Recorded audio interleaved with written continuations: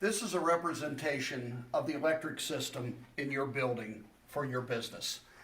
Simply, we have a meter here, which will show the amperage that's in use at any point in time, your motors for the building.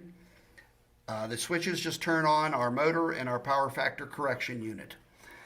When you start the motor, you'll see it's pulling 5 amps. Well, a little over 5 amps.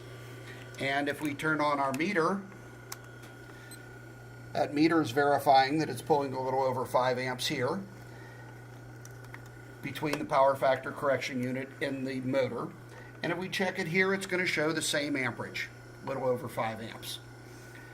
Now if we turn on the power factor correction unit, you'll see the motor's still running, but now we have dropped to about 1.5 amps that we're actually pulling from the power company. But now if I go over here between the power factor correction unit and our motor, you'll see that it's still pulling about 5 amps. Now that 5 amps is what the motor has to have to operate. It cannot operate with anything less than that 5 amps.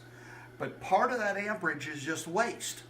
So in this case, what we're doing is we're recycling the wasted amperage in our power factor correction unit and providing part of the electric from the power factor correction unit, and we're only buying the 1.5 amps from the electric company. If we would turn our power factor correction unit off,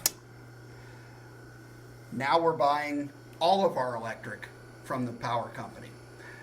The only difference between the two is in this case, we're recycling the wasted power on our side of the meter, so we're buying a lot less from the electric company. And on the other way, the power company's doing all the recycling and you're paying for it at the meter.